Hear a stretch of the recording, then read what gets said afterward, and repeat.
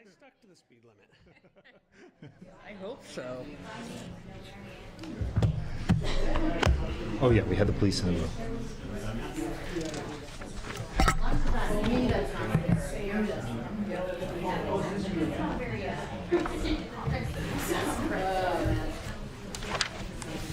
I've got the PowerPoint all ready to go, so whenever we're ready. Perfect. Why not come to the front? I will need sharing control. 40 seconds, 45 seconds. Plenty of time. Just on the 5:45, right? Or some sort of thing to take your mind off the day. It's your checkup. Yeah. Yeah, I mean, I love it.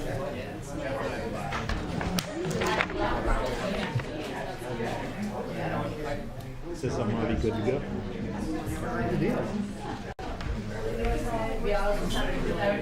Taking away from my current topic.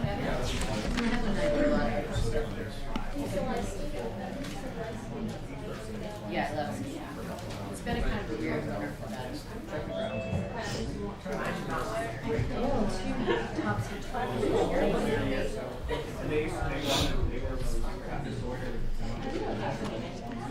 Zach, you have a couple department heads who are going to be online. Okay. Okay. So Colin is there and Diane so far. Who, Diane? Colin, MacGyver, Okay. and Diane So library and airport. so far, yep.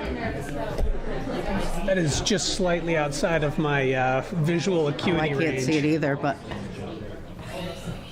Might need new glasses. I can see Colin. squint. It has well, this is not my newest prescription, so The fact that I know it says Colin means I can read that it says Colin. Right. it helps.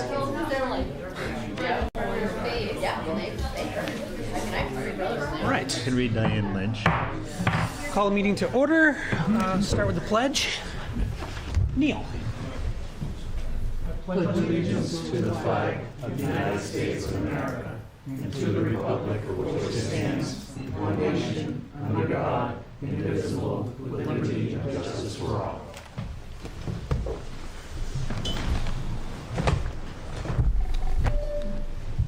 All right. We have a packed agenda for this evening, but let's get some minutes out of the way. I'll make a motion to approve the budget meeting minutes from December 19th of 2022. Second. Any discussion? All those in favor? Aye. Any opposed? I'll make a motion to approve the non-public meeting minutes from January 9th. Second. Any discussion? All those in favor? Aye. Any opposed? I'll make a motion to approve the regular meeting minutes from January 9th. I'll second. Any discussion? All those in favor? Aye. Any opposed? I'll make another motion to approve the January 17th budget meeting minutes. Second. Any discussion? All those in favor? Aye. Any opposed? And finally, I'll make a motion to approve the January 23rd regular meeting minutes. Second. These ones are my favorite. 1 minute meeting. Any other discussion? All those in favor? Aye. Any opposed? Abstain. I abstain. So, with that, a couple quick announcements. The board will meet on the following dates at 5 p.m. Thursday, February 9th, which will be the second public hearing following the one we'll have this evening, to finalize and, for the budget, but then also to finalize and read petition warrant articles related to the town budget and warrant. And then we meet again on Monday, February 13th, and Monday, February 27th. All meetings are held upstairs here in Town Hall and by Zoom. Zoom information can be found on the town's website, plymouth-nh.org. Any citizens wishing to be listed on the board's agenda should notify the Town Hall before noon, the Thursday before the scheduled meeting. Okay.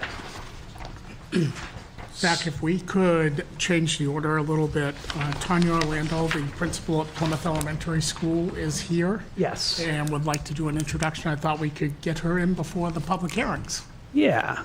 If we can squeeze you in before 5:15, let's get it done. That would be fantastic. Do you want to sit? Sure. You have to stay for the rest of the meeting. I do my meetings. I will excuse myself if that's okay afterwards. No, it's totally fine. Good evening. So I know you, most of you personally, but wanted to come and just introduce myself officially. As you know, I'm in my third year at Plymouth Elementary School, and I want to make sure that the school district and the select board have an open dialogue and communication around things that relate to both entities. I wanted to let you all know, as you probably already know, that next Monday night at 7 p.m. is our budget hearing in the cafeteria. Everyone is invited and encouraged to attend that. And then the date of that is February 6th. And that then was 7 p.m.? 7 p.m. is the hearing. Will be a short school board meeting prior to that in the library. And then a month from that, on March 6th, is the district hearing, is the district meeting for voting. At 6 p.m.? I believe that is also at 7 p.m. 7 p.m. Okay. It is posted on our homepage. And then on our website are all the budget materials under the school board tab. So draft 1 and draft 2 of the budget are on our website to reference, okay? And I did want to say, if you have questions, we certainly encourage that dialogue. So that's really all I wanted to come and say. One of the things that we struggled with this year, I think that our budget work sessions and your budget work sessions ended up being on the exact same nights. And so I wonder if that's something we can figure out how to coordinate in future years, just to offset them a little, because often citizens who want to participate in yours are very similar citizens who want to participate in ours. And I know there's members of the board who would love to be at your meeting, but can't because they're here, so. Sounds like something we can definitely work on. That's just scheduling. Yeah, good thing for us to maybe think about as we go into budget season, because we always have a rep. It was Ted this year, or And I me. think the same issues existed last year, so it's Flop. we have Yeah, Monday, so it's the Monday something night to- meeting issue. So Exactly. through the budget prep process, we could probably swap one or the other. Yeah, and even if it was, one of them you shifted to a Tuesday, and then one of them we shifted to a Tuesday, then we probably would get all the coverage we needed. Sounds like a good idea. We can make that happen, I'm sure. I will bring that up to the school board. Obviously, it's their meeting, but I will pass that on to them. Any other questions? Okay. Any challenges you're anticipating at the school in the coming year that the board could help with, or? Oh, I think that we are in good shape. The building has been very well cared for. We are staffed. Our student to teacher ratio is holding steady at about 17. We have no classes larger than 19 and no smaller than 15 at this point. So that's a very nice, doable, responsible size, in my opinion, to our taxpayers and our students. We are excited to be working hard at literacy and to work with our teachers to make sure that we are using the best practices in the classroom. But we have that under control. So thank you very much for asking, though. Partnership with Parks and Recreation still going well, still welcome in your building, all those sorts of things? Absolutely. I think it's a very, I think it works for both parties in a very good way, so. And we will be holding our department head meeting at Plymouth Elementary School on Wednesday. Oh, nice. Using one of their conference rooms. Cool, that's great. This Wednesday? Yes. Yep. That does still work for us. And I would like to say the Parks Department does an outstanding job, so our grounds as I drive around to other schools. And just today, we had someone visiting our school, and they said, how does this work that you have the, so shout out to the Parks Department. All right. Thank Any you other very concerns much. for Tanya? Good. Thanks. Thank you, Tanya. Appreciate Thank you you. coming in. Did you say that meeting was At Plymouth Elementary. okay? What time? See, look, we did that in less than 15 minutes. 9 o'clock At night? morning. That's another 5 or 10. Well, with 6 minutes, do you want to talk about these highway funds? Yeah. Which one do you want to do, the end? Do you want to do the highway funds? Or do you think that's a longer conversation? No? Yeah, we can do you're talking about the Primex money? Is that the one you're talking about, Zach? Yeah, the line item that's Anna Bear, Plymouth Highway unanticipated funds. Yes, so, Actually, it's going to be a few Scott. months ago, the highway department had a motor vehicle accident, and it totaled one of the vehicles, which was a sedan that they were using at the time for general department transportation. The recycling center had a vehicle that they were looking to get rid of, and so the highway department has taken that pickup truck for use. So the insurance funds received to date are $7,350 as Primex totaled the vehicle and provided us with those funds. And what I would ask the board to do is accept those unanticipated funds in the amount of $7,350 under RSA 3195B, which allows the town to accept and expend the funds that may become available throughout the year. And further to that, Joe and his team have gone through the vehicle and have looked to see what it needs to be brought up to inspection standards as well as mechanical standards. And I would ask to expend $4,358 of that $7,350 to get that vehicle in good working order. So we have a pickup truck for the highway department for general transportation. Okay, I'll make a motion to accept the $7,350 in unanticipated funds for the highway department and to expend 43, what was it? $4,358. $358 from those funds to bring the vehicle up to standards. Second. Any discussion? All those in favor? Aye. Any opposed? That's great. All right. Close. That also took less than 6 minutes. Do the retirement thing? Is that something we can do in 4 Someone minutes? else is quick here. And That's this coding regularly, yeah, sure. Sure. Ann? so in front of you, you're going to have a purchase order in the amount of $11,483.63.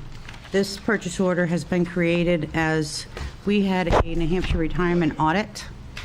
And from that audit, we found that we had 6 employees who we were not paying New Hampshire retirement on correctly. These are police and fire individuals only. So the $11,483 will be paid to New Hampshire retirement. Will make the employees that you all see in front of you whole at the retirement system. Zach, if I could just add that through this review by New Hampshire Retirement System, which is something that they haven't done for many, many years, is it did identify weaknesses that we had in our system. And since that time, those weaknesses have been corrected, and we have a new form that we're using with all Group 2 employees, police, fire, to assure us that if they were participating in the New Hampshire retirement system upon coming to work here, we'll be able to acknowledge that, so this error would never occur in the future. That's great. Did the audit only happen for last year or previous years as well? Or? I'm sorry, Mary. The audit, did it happen, was it just for? The audit was for 2021 wages. However, they wanted us to go back 10 years. Our system allowed us to go back 5 years. Okay, So that's what that bill represents, 5 years. great, thank you. Okay, I have to purchase one here for that. then I'll make a motion to expend the $11,483.63 to correct the payroll system error to the New Hampshire retirement system. Second. Any discussion? All those in favor?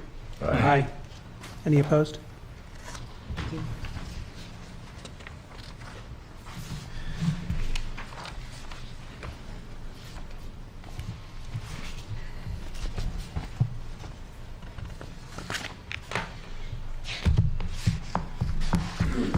Now we wait 30 seconds for it to be 5:15. So there are handouts in the back of the room. Hopefully, everybody has picked them up. And that is for the 5:45 public hearing. Yeah, so I'll use these 30 seconds to explain. We have 3 public hearings tonight, all kind of in sequence. And I'll introduce them as we go. But the first one is going to be related to a bond related to a solar array. The second one will be related to a bond related to the downtown drainage project. And then the third one will be a hearing related to the overall town budget for the coming year. So 3 different hearings. Hopefully, we'll stick to this kind of timeline, but certainly we could get way off track. But as long as we start the first one here now at 5:15, we'll do our best to stay on schedule. So 5:15, I'm opening a public hearing, and let me read the good bits here. Select Board's holding this public hearing in accordance with RSA 33:8-A(1) to allow the board to take public input and discuss a warrant article which will be placed on the 2023-2024 fiscal year town warrant. This warrant article seeks Plymouth voters' approval to allow the Select Board to negotiate the issuance of bonds, loans, or notices not to exceed the amount of $686,000. These funds, if approved by the voters, will be utilized to place a solar array on property owned by the town of Plymouth. I think that maybe we should start with a brief introduction of this project. Grace from the Energy Commission, would you give a brief introduction? Sure. There's a handout in the back of the room if anybody hasn't gotten sort of caught up on this project. It's for an array as outlined in the in what Zach just read. It's for up to $686,000 on town-owned for an array on town-owned property. What we've kind of cobbled together is an array that will generate power, and once a year fed onto the grid, and once a year the co-op would cut a check to the town. So it's actually a revenue-generating project. The first year there'll be a bit of a lag time between the issuance of a bond, obviously going through the town meeting, and if approved, construction will begin. And really, we won't start to see financial benefit until we receive a couple things. One would be what we are eligible for is a 40%, up to 40% savings through the Inflation Reduction Act, and then a $10,000 Public Utility Commission rebate. So that'll come off the top. So we anticipate the project will really be just over $400,000. We've been informed by the Community Development Finance Authority that we are eligible for a loan of 3%. They base it at 7, which is the rate right now, I guess the bond rates. And then we get credit for being a nonprofit. So up 1% comes off of that, and then we get another 1% credit for being a target community, which Plymouth is a target community. Another 1% comes off of the 7, and then we get up to 2% off for being a municipal energy reduction fund. So the CDFA loan could be as low as 3%. I do have handouts in the back, and I'm going to give these to the board, of the loan cost to benefit analysis and what Barrington Power did, and Ted Van Zant's here to answer questions tonight, was that he did some cumulative income calculations and amortized those over 20 years, which would be the loan rate, although we anticipate paying off that loan well before that period, 20 years, and then what the income would be through a 35-year anticipated life of the array. So I'd like to pass these to the board. There are, like I said, extra copies on the back. If you don't get a copy and you want one, I've left a sign-up sheet. You can just give me your email address, and I can get you a copy.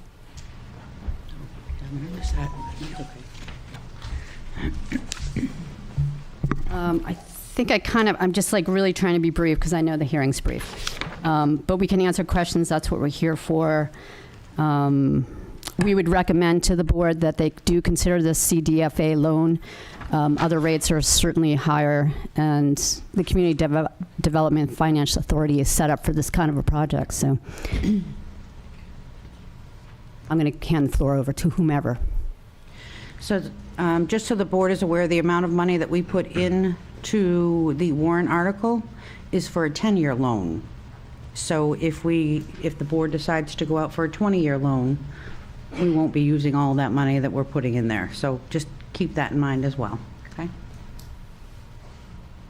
So the warrant article's written more as a worst-case scenario? Yes. Yep. Well, my understanding was at the beginning, we were looking at 10. All right, are there public comments? Yeah, sure, Ted. My name's Ted Van Sant from Barrington Power, and just so the board understands what this new format that we're showing you is, just a different way of showing the same information that was presented before, but it has the net income to the town column on the right, and then the net cumulative income to the town. But it's the same assumptions and the same information was shown in the different format, but after thinking through it with the Energy Commission and myself, we realized this is an easier way to sort of digest what's happening with the loan. Thank you.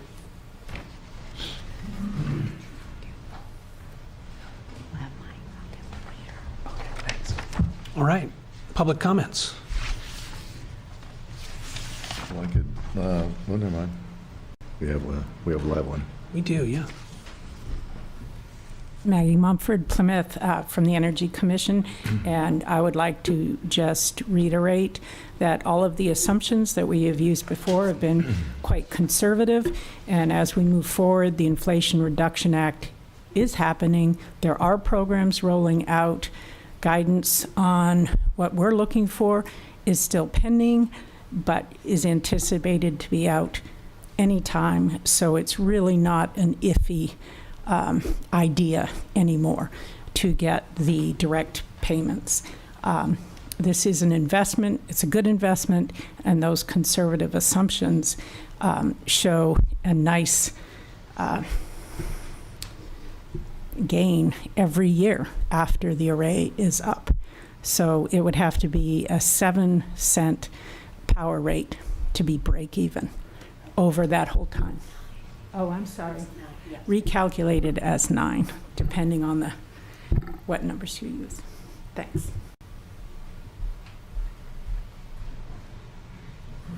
Thank you, Maggie. Is somebody taking questions, or should I get... No, please approach the mic. Approach the mic, yes, sir.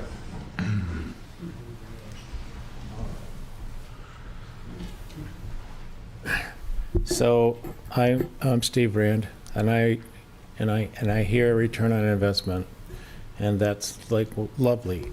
It's It's really lovely to have to return on investment.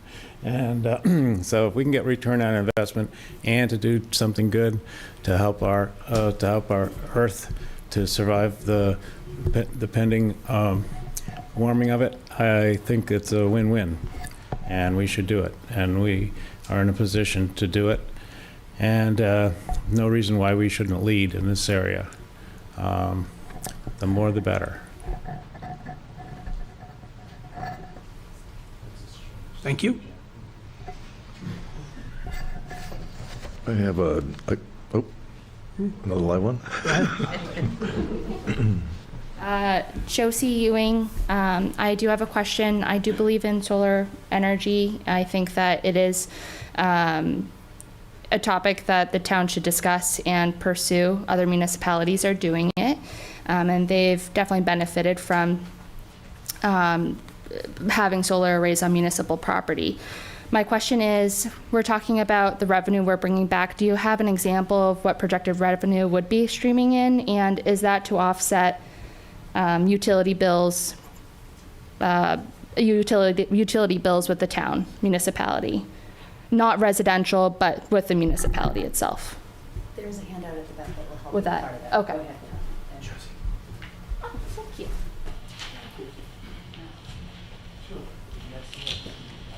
If I may answer that? Yeah. Great question. So this can be looked at sort of as the town of Plymouth would be building a small energy generation plant outside of town, and they're using the revenue from that plant to pay off other electric bills. So it's not directly reducing the power at any one of the facilities in town. We're essentially building a small power plant, and then the co-op will pay the town for that power, and then you use the savings and the extra money to reduce your other costs.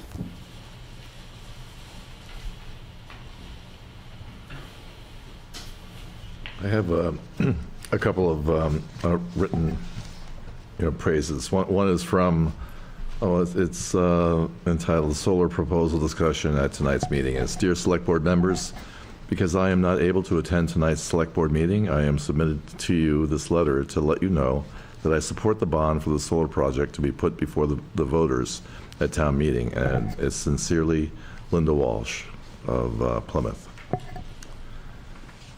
And the second is from Honorable Joyce Weston. And Joyce couldn't be here tonight as well, but she thanks us for the opportunity to speak in support of the warrant article.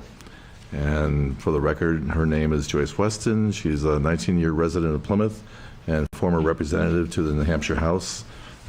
She's proud to say that she installed 27 solar panels on their roof 6 years ago, and the savings on her electric bill have been substantial. For 3 months during the last summer, they had credit from the New Hampshire Electric Cooperative rather than having to write a check. The town has an opportunity now to enjoy the same kind of savings on its municipal electric usage, particularly with the chance of a 40% direct payment through the Inflation Reduction Act. With so many other New Hampshire towns stepping up to take advantage, why not Plymouth? The dedicated volunteer members of Plymouth Energy Commission have been working for years to set up the best possible contract to get this project going. And now they have all the pieces in place to launch the project, except one. All we need is to pass this warrant article on March 15th so we can move forward. I recommend adding it to the town meeting agenda and expect it will be well received. Thank you. Joyce. Bill?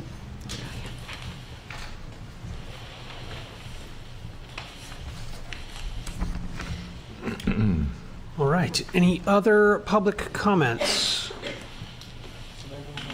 Questions? Anything? All right. Then it is 5:27. Close the public hearing.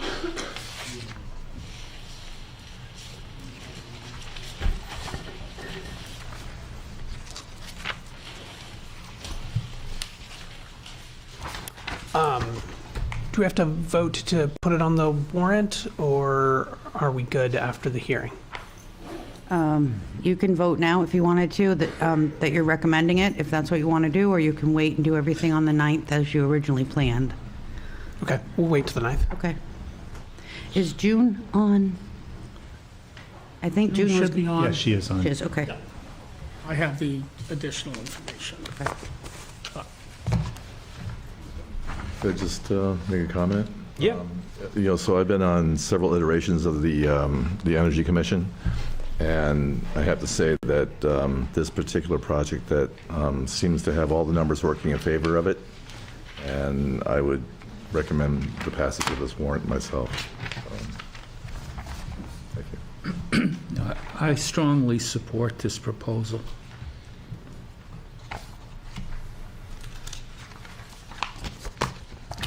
I think we even all voted in favor of supporting it on 12th. 2 minutes. Yeah, so we do have June. June is there. She is on Just want to there. make sure we use these 2 minutes to make sure she's connected before we open any hearing. She is in the middle of, at the top, yeah. Perfect. Hi, June. And Scott has some additional information, may have what you're looking for from June. When I open this up, do you want to intro where we're at? Do you want June to intro where we're at? Should intro where we're at, and then I can provide any additional information based on June's comments. Okay, we'll tag team it that way then. Perfect.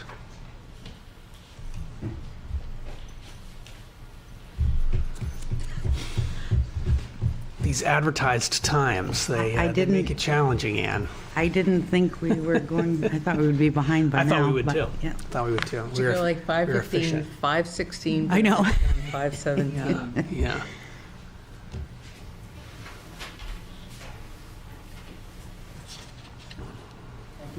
Thank you. Good night. All right, so it's 5:30. I'm going to open our second public hearing. Select Board's holding this public hearing in accordance with RSA 33:8-A(1) to allow the board to take public input and discuss a warrant article to be placed on the 2023-2024 fiscal year town warrant. This warrant article will seek voters' approval to allow the Select Board to negotiate the issuance of bonds, loans, or notes not to exceed the amount of $1,800,000. These funds, if approved, will be utilized as the additional funding needed by the town of Plymouth to proceed with the downtown South Main Street drainage project. This project will consist of construction of stormwater infrastructure on South Main, Russell, and Warren Streets. Improvements include approximately 4,750 linear feet of new stormwater pipeline and associated structures. Additional work includes the reconstruction of all 3 roads and the installation of new sidewalks. Lighting upgrades are included for a portion of Main Street. This project currently has funding of $2.7 million from EDA and $960,000 from the town. Bid opening for this project took place on Friday, January 27th, 2023. If the amount needed to complete this project comes in less than anticipated, the amount of this bond, loan, or note can be amended on the floor at town meeting. So that's the hearing.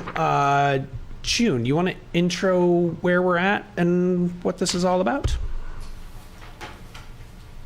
Sure. Hello, everybody. I actually typed up a little narrative about this with some of the history because I thought it was important to kind of review where the town started with this project and where we are. So we will get this, I think, work on getting this to the town's website very soon. But I just wanted to start with this. So bear with me as I kind of go over my notes here. So I believe it was in 2020, the town of Plymouth completed a preliminary engineering review of the stormwater drainage in the South Main Street and Russell Street areas, with Russell Street capturing a lot of the water flowing down to Main Street. That's why Russell Street's kind of brought into this. The study led to an application to the U.S. Department of Commerce's Economic Development Agency, also known as EDA. We applied for funding to reconstruct all the stormwater drainage, and this is all the catch basins and pipes under the streets primarily, to reconstruct the drainage in this area. And the project total cost estimate at that time was around $3.5 million. For projects like this, federal agencies will typically grant funds for up to 80%. They don't do 100%, it's only 80%. And so in spring of 2021, we were grateful to get an award of $2.7 million from EDA for the project. But that left the town responsible for the remaining project costs, including any costs that may increase over time.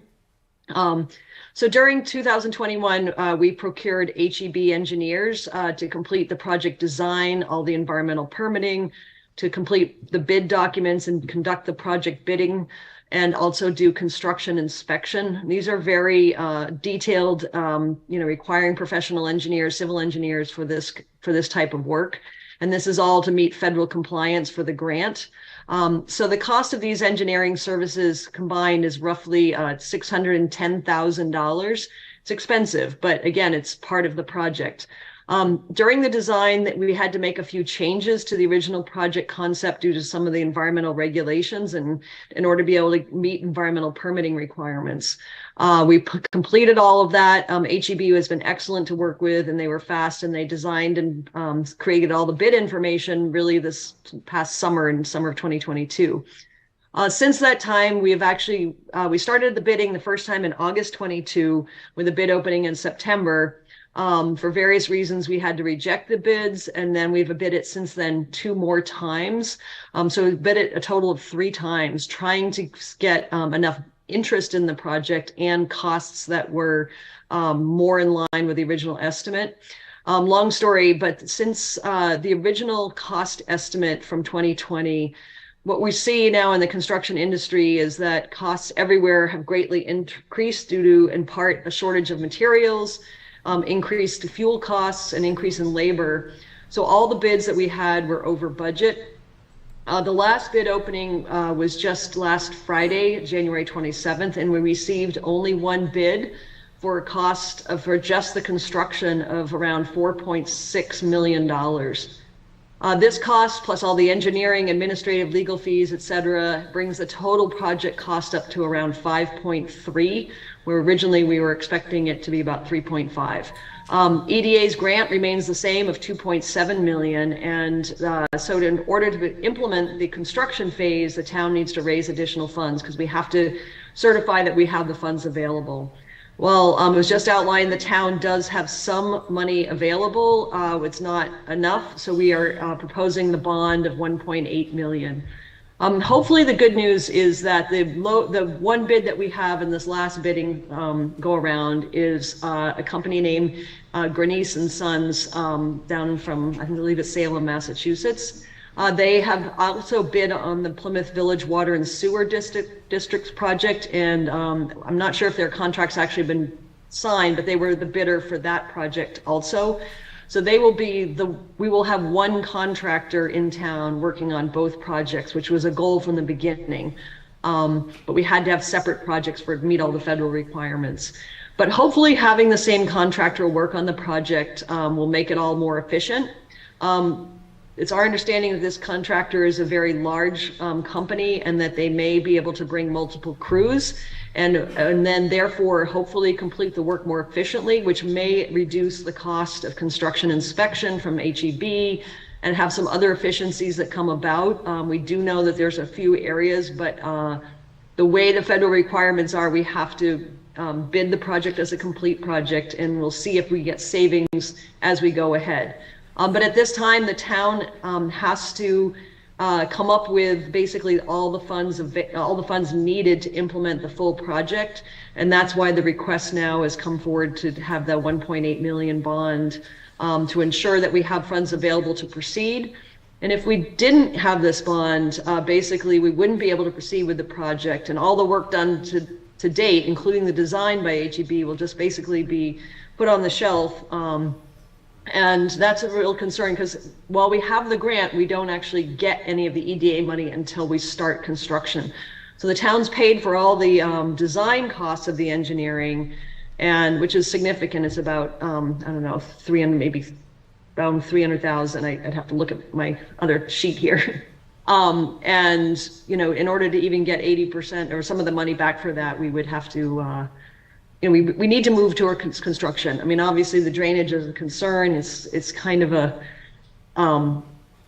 we don't have any other alternative really in terms of finding a way. We can't bid it again. We've already tried 3 times and we're just doing the best we can with it. It's been a lot of work. HEB and our engineers there have been very helpful and led us to this point. And we've talked to EDA as of today, and they recognize where we're at, and hopefully we can proceed ahead. Scott, any additional? I'll just say that June has been very diligent in working with the EDA and trying to move this forward. And like she said, we've been out to bid 3 times, and we personally contacted local contractors to see if they would bid on the project. And as you can see, we only had 1 bid the last 2 times. The good news from that, as June mentioned, is that one company that would be doing work for both Plymouth Village Water and Sewer and the town of Plymouth. And just keeping in mind, we always talk about economic development, and this is part of that process. Is right now our drains go into sewer lines. In fact, we're not really sure where some of them go. So it's a project that does need to kick off and does need to move forward.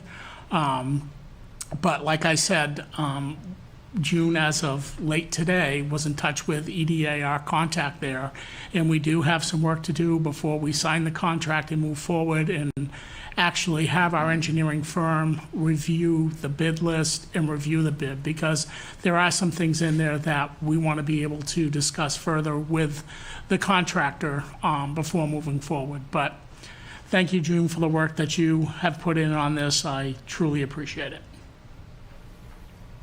Thank you. All right, I'll take any public comments on this proposed article. I just have a question. Introduce yourself, please, Amy. Sure. My name is Amy Lee. I live in Plymouth.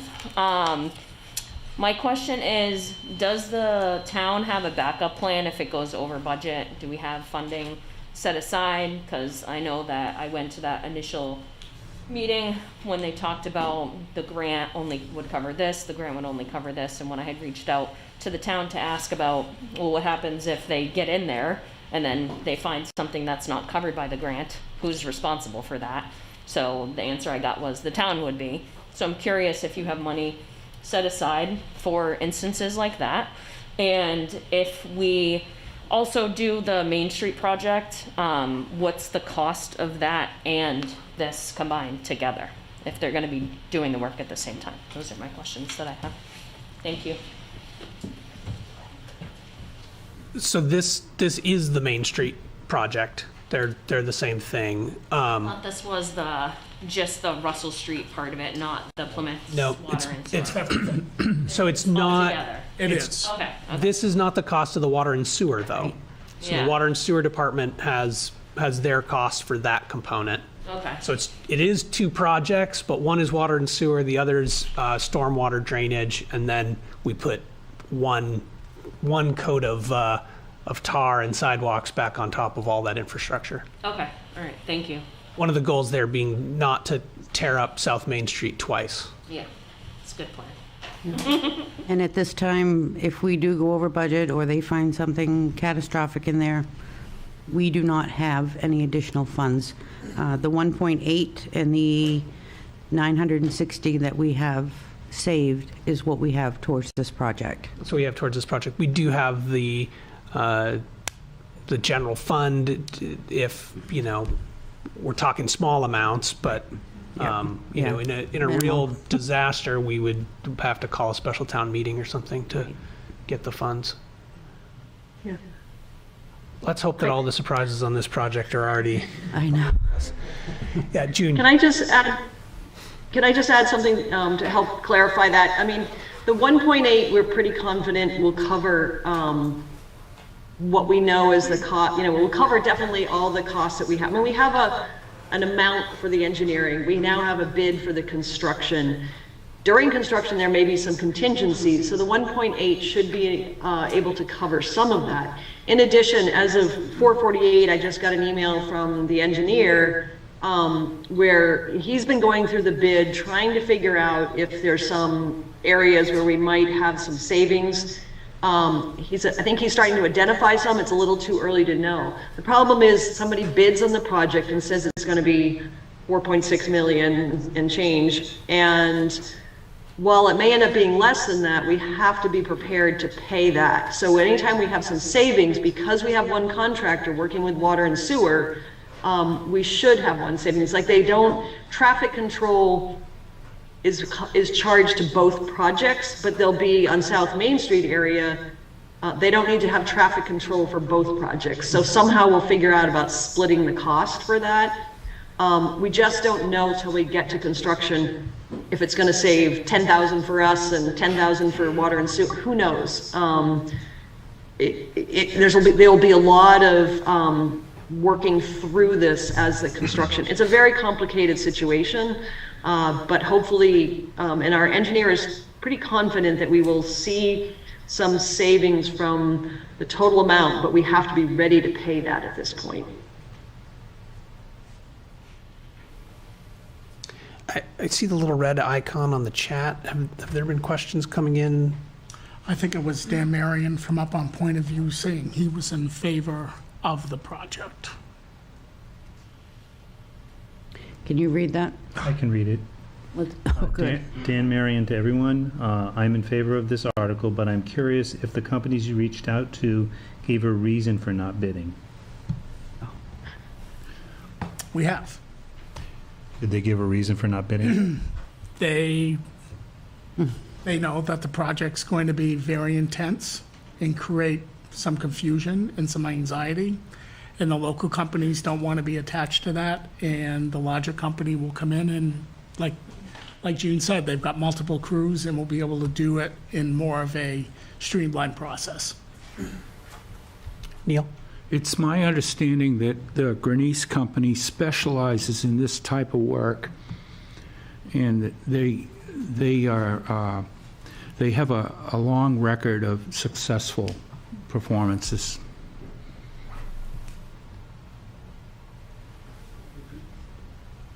Yes. Steve Ryan, so could you cover what infrastructure gets taken care of other than the trench and the stuff that you have to see again? And like to sidewalks and trees and anything that would be consumer friendly as a result of this. What's included in this number? June? So in the original grant application that the town submitted to EDA was to replace this, it's a stormwater drainage project. To do that, we have to rip up the entire road, and the way underground drainage works, you put in curbing, catch basins, and then obviously then that impacts sidewalks. So the idea is from within the existing right-of-way on both Russell and South Main Street, it would be a complete redoing of the road. So all the materials would be removed, as I understand it, I'm not an engineer, and all the stormwater pipes, new catch basins, new curbing, and new sidewalks. It's not going to widen the road, but it will do a complete rebuild of the road and replace basically what's completely fallen apart there. And that's primarily on South Main Street. There's going to be a new stormwater detention pond down kind of near the skateboard park where it drops off in there. That was a design change we had to do for the permitting. Adding in Warren Street, we'll again rebuild that, but not adding anything new. No new sidewalks, I don't believe, through there. Russell Street, again, it's a complete rebuild. They have proposed moving the curbing and some of the sidewalk areas, I believe, on the west side of Russell. And there's somewhat of a grass or strip in some areas between the curb and the sidewalk.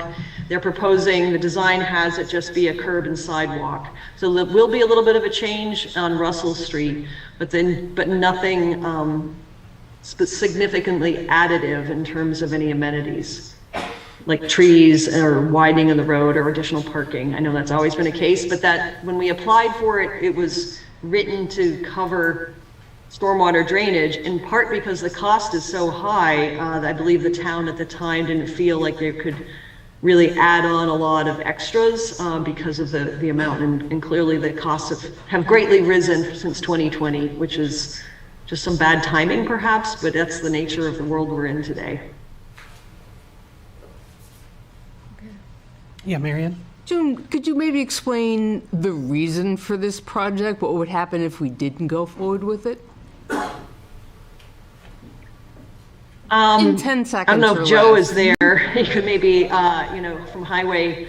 Basically, again, I'm not an engineer. It's my understanding that all the, water runs downhill. So water that starts up on the Russell Street area and even above, now goes into probably some old sewer lines. It's all fallen apart. I mean, you're talking about infrastructure that's well over 100 years old. It's well past the lifespan. It's just completely fallen apart.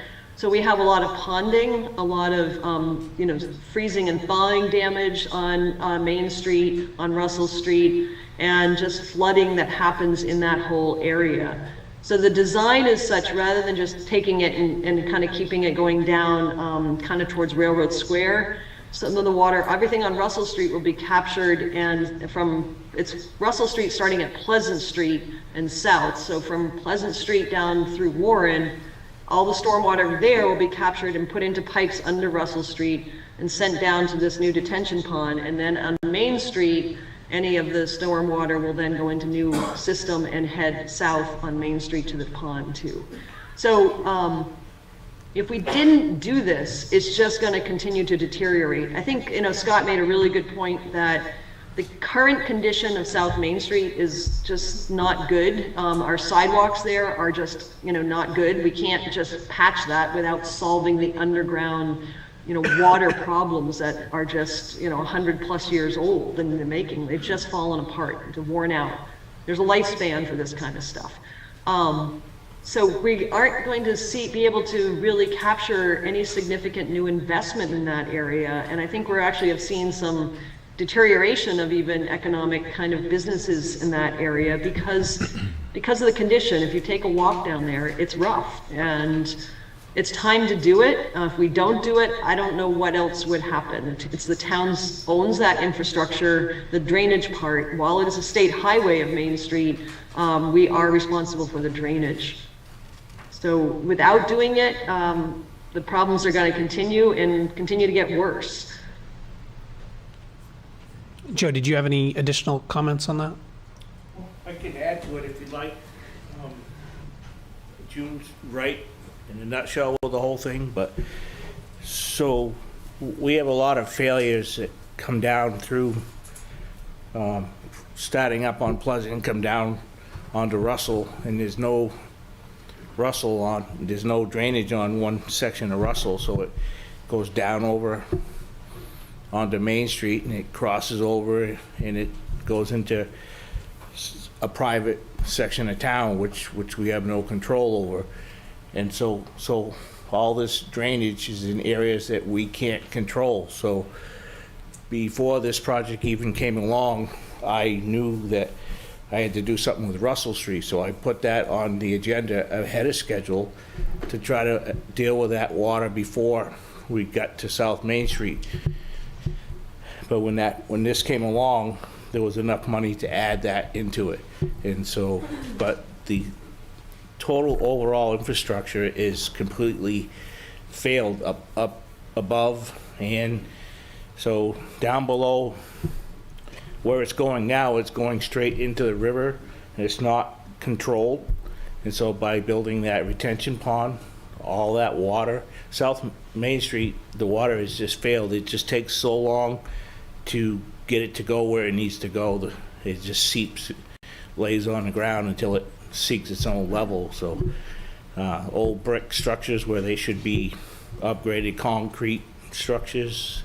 So if we don't do it, and water and sewer comes through, they're gonna hook into a lot of our stuff, and then we're gonna have a lot of failures after the fact, after they come through, if we don't deal with it at the same time. A lot of our stuff will be compromised, and so it's, to me, it's the right thing to do is to do it now. Thanks, Joe. Any other public comments? Sorry, one more question. Steve Rand. Oh, I'm sorry. Go right ahead. No. No. You're far more entertaining than I am. I don't think so. Let's start with that. Okay.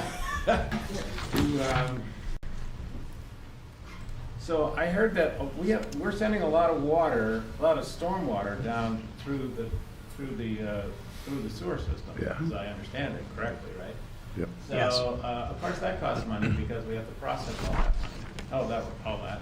So there is some potential for some saving to the water and sewer department, which is us, by the way, even though it is all this separate business. But nobody has any idea what that's likely to be, right?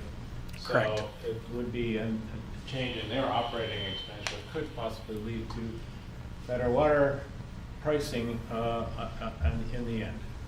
But we're just saying, well, that would be a bonus at this point. All Correct. right? Okay. Thank you. It's a good observation, though. I think it's a terrific project. It's long overdue. When we open up the ground, I think Joe and June are right. I think we have pipes that we don't know where they're going, other than they're undermining the structure of the street. I think the scope is terrific. Warren Street, as all of you know, is a major thoroughfare feeding Thurlow Street and Texas Hill Road. So I don't know what the traffic counts are on Warren Street, but to include Warren Street in this project has a significant value to people who live throughout the town, just by driving over there. We did a water and sewer separation project, I don't know, 20 years ago, or at least that's what they said the project was. Steve is absolutely right. I think the toll that having to treat stormwater at the wastewater treatment plant, that volume should decrease because of this program. And I think it'll have a tremendous impact for those folks who live in the water and sewer district. Finally, in terms of the financing, I don't think it's an option for us. We've kicked the bucket, and I've been here almost 40 years and been part of kicking the bucket down the street. It's time that we take care of some of these things. We're long overdue to do that, and I think that the select board can look at amortization of this project. It's not something we have to pay for in a year. The lifespan of these kinds of projects is significant, and so with the bond rates, they're not going lower. As time goes on, we have to address the nation's debt and things like that. So I think the time now is to say, let's do this. If we bond it out over 30 years, we bond it out over 30 years so that the tax rate can be stabilized and we have a project. Also in terms, I think June is right, economic development. I think this will be a nice kick for South Main Street. We have some terrific businesses that are down there. They're doing very well. And more will come if the environment is upgraded. So thank you to June and Scott and to the board for pursuing this. I think it's the right thing to do, and I think we'd be extremely short-sighted if we didn't do this project. Thanks, Mark. Can I just clarify one thing quickly? When we say Warren Street, I should have mentioned it's just from Main Street to Russell. It's not all of Warren. Yep, just that small section.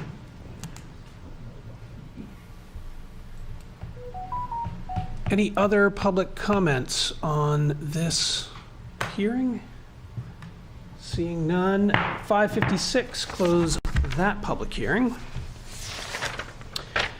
And Neil looked like he had another comment. Oh, Neil, why don't you get your other comment in? Oh, yeah, sure. You already dropped the gavel. That's okay. Okay. I'll always take comments from the board. When you have pipes this old, you have manganese deposits built up in the pipes, which reduce the amount of flow. And that is a very problematic situation for firefighting, and the amount of water available to fight fires. And also, if you put a lot of stress on those pipes, you're going to have failures. So, this project is really important. Agreed. All right. Well, let's open one more public hearing this evening. It is 5:58. And this is the first public hearing on the fiscal year 2023-2024 budget review and explanation of the proposed budget. We have detailed copies of the budget in the back for folks to look at. We're also going to step through it. We've kind of summarized it by group in a slide deck, which we think will help anybody who's watching this back on YouTube afterwards, or anybody who's in the audience, to kind of understand what we're looking at here. So we're going to start with a quick. It won't be that quick because it's a budget. We're going to start with a walkthrough of this budget through this, and then we'll take public comments after we've done a little tour. So budget schedule, just a review. We postponed the hearing last week. This is the first official budget hearing. And then we'll have a second one if needed. If there's any adjustments made tonight, we'll have a second hearing on February 9th. And either way, we'll have the reading of the warrant that evening. Then on March 14th, that is town election day. That's when you get to vote on all kinds of things that not necessarily everything here. And then town meeting on the 15th, where we have our deliberative session and vote publicly on all of the remaining things. So that's the kind of timeline we're working with. A few notes and disclaimers as we go through and we talk about what's in this budget. We tried to put some of these numbers in context of impact to tax rate. That's true from a certain point of view, but it's estimated. We don't have what the evaluation of the town will be at the time that we actually have the budget approved, so the numbers vary. And any of those numbers also don't reflect any potential changes in revenue. So, if all of a sudden the ambulance is doing 20% more revenue, that doesn't actually affect, that would reduce the tax rate. So anyway, we're doing our best to try to put these numbers in context, but keep a little grain of salt on some of them.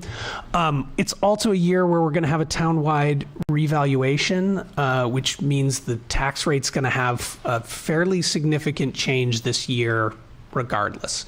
Now, that doesn't necessarily mean your taxes go down. It just means your tax rate goes down. Complexities of all these things. Also, what we're talking about are gross appropriations, which means things like, a loan for a solar array. We have to assume we're going to pay the entire cost of the loan for that, or the loan payment for that array. And if we're going to get some grant funding back or something like that, that will reduce the tax impact, but in terms of what we have to try to raise and appropriate at town meeting, it's gross appropriations. We have to assume we're not getting any of that money until we do. And then the other thing is that in recent years, we've done pretty well ending the year with a budget surplus. We have not had to freeze budgets in the last month of the year or anything like that. We've been doing fairly well, which has led us to start offsetting the estimated tax amount that we said. So we've gone to town meeting and said, we're going to increase taxes by 27 cents. And then when the time comes, we have been building our capital reserves and setting the taxes slightly lower than what we estimated. So the numbers we talk about, we're hoping we do better than these. They're very much worst case scenario kind of numbers. That's all preamble. Okay. So overall summary here. If every single thing that is on the warrant is approved, every warrant article, everything, it's a pretty substantial increase. that total increase would look like $2.47. This comes in a few key areas. And we're going to walk through these in a lot more detail. But the first is some kind of generalized increases. This comes from things like the 2.5% wage increase for employees, both unionized and regular town employees, that's factored in. Some general inflation, especially impacting things like heating, fuel, electricity, pretty significant impacts there. And then finally, we did our wage study a year and a half ago, 2 years ago, 2020.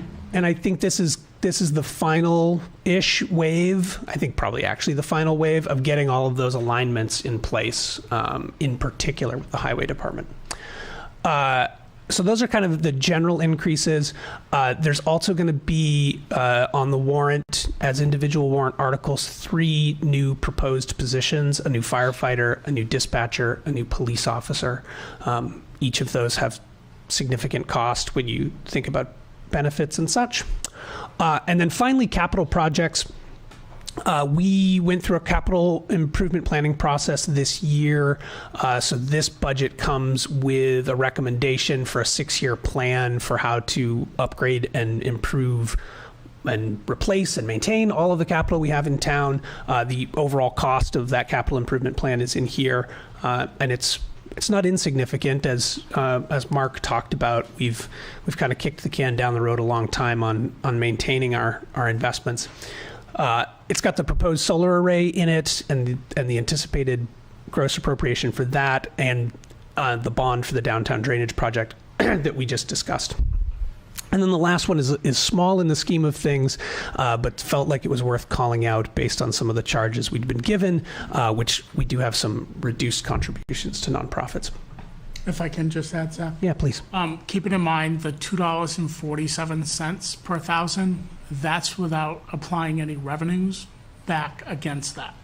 Correct. So we don't know what those revenues are. We kind of estimate what we've done Iran has kind of estimated what we've done over the last 5 years. So we have an idea, but just keep it in mind, the $2.47 is without applying any revenues towards that.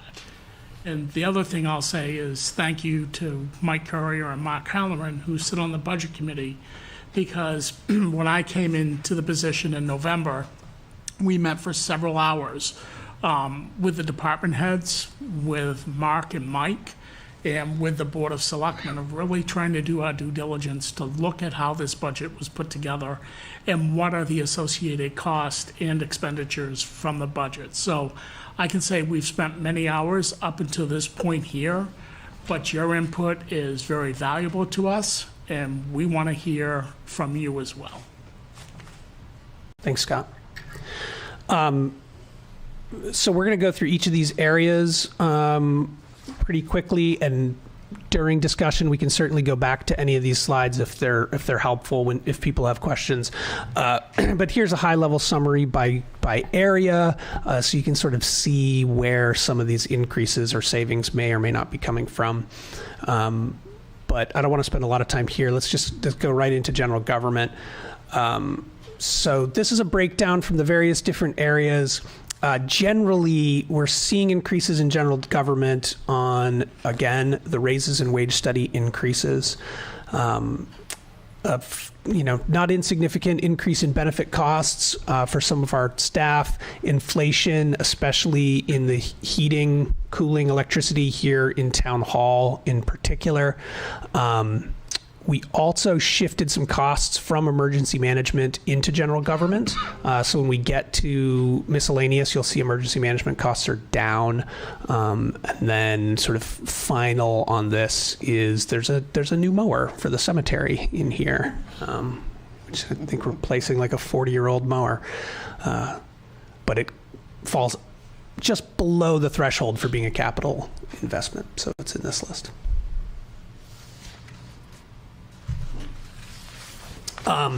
Police overall, what we're seeing here is 2.5% raises for the union negotiation. We've got a line item here for the new police officer. We've got a line item here for the new dispatcher. Those are pretty, when you look at the overall increase in the police area, almost all of the increase is coming from those two items, right? From the police officer and from the dispatcher. One note, this is the second year that parking is generating more revenue than cost, which has been a really nice change in our overall budget situation. But overall, I would say the police budget's, again, excluding the two new positions, which will be voted on separately, it's a pretty conservative increase in the police budget. Because if you take those 21 cents and 16 cents out, that's 37. It's a 2-cent increase, not including those two items. Fire and ambulance, again, 2.5% raises and inflation costs. Again, big vehicles, lots of fuel. We were seeing increased costs of building repairs in particular this year. We also are looking at another round of replacement of protective gear and new uniforms for officers, which is a significant cost in this section.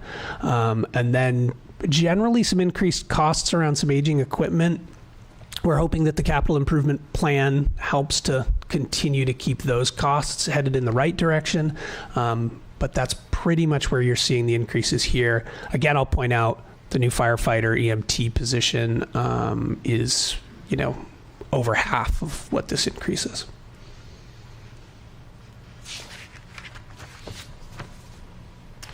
Highway department, again, 2.5% increases, wage study increases. A bunch of benefit cost increases with a lot of new staff on this group. Inflation costs, both in terms of again fuel, but also salt and sand. Some of the materials that the highway department goes through on a regular basis are up. Those kinds of things. We also have on recommendation from the budget committee and prioritization from the board, there's increased funds here for road and sidewalk maintenance. We did the surface study, road surface study, and we're trying to increase the funds that we're putting into maintaining the roads that we've recently repaired, so that those don't fall behind, right? We're trying to get a good cycle of both improving roads as well as maintaining the roads that are in good shape. Recycling and sanitation, this one's a very modest increase of only 4 cents, 4% overall, almost entirely from these three items. Nothing particularly special here. Parks and Recreation, always needs to be lauded for how efficient they are with their budget and how conservative they are with what they do. They did do some reorganization with Larry retiring last year, and the good news is this is one of the budget line items that is headed in the down direction and not the up direction. So big thanks to both Robert and Lisa on that. Library, similarly, Diane did a great job with her board to keep effectively their level funded. It's a very, very modest increase in the library budget line. There were a bunch of costs in this year that we were able to reset based off their usage, and it came out pretty much flat this year, which is great. Nonprofits, we went through the list and looked at these very carefully. We prioritized areas serving children and elderly in particular. We note that nonprofits already get a large amount of support from the town due to their tax-exempt status. So we did reduce some of the direct contribution we were making to nonprofits in this cycle.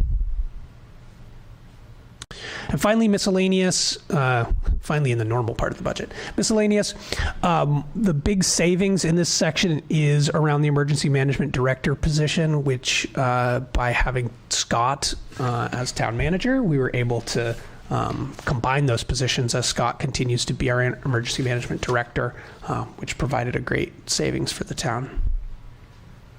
there's a bunch of like small items in here, welfare, but overall it's mostly all level funded with the exception of emergency management. That's a big savings. And then finally, I want to talk about the capital improvement, which I'm presenting slightly differently here. First of all, we put together the 6-year capital improvement plan, and that plan, I'll talk about the impact of that, and then the impact of the solar project, and then the impact of the downtown drainage, and then I'll just summarize the last bit around debt service, but pop forward to the next one, Ted. Actually, I did debt service first. So debt service, these are our loans. This includes the library bond that we're still paying, the 2016-2017 capital improvement bond that we're still paying, the 2021 infrastructure bond that we're still paying. And then it has 2 new proposed ones, which is the solar array and the downtown drainage. And so even though the warrant states the solar array at $686,000, we're estimating an annual payment of that around $100,000. So, and then downtown drainage similarly at $250,000. Capital land improvement, these are our capital projects that we need to do. Landfill monitoring is standard. We do that every time. New projects here, it's a library carpet replacement. Particularly, this is in the children's reading area, I believe. That carpet's very tired. Road construction, specifically for New Hebron and Russell Street. It's a kind of standard line around crushed gravel. The highway building, we've been replacing garage doors over there. This is the continued work around that, but also to install an exhaust system over there, where currently the highway garage is a little bit dangerous in terms of air quality. Then town hall, some interior and building maintenance for this building, and then the funds for the revaluation that we're planning to do this year. Again, these are all items straight out of the capital improvement plan that was put together by that committee. In terms of machinery, this includes some foundational technology for the library, portable radio replacements for the fire department.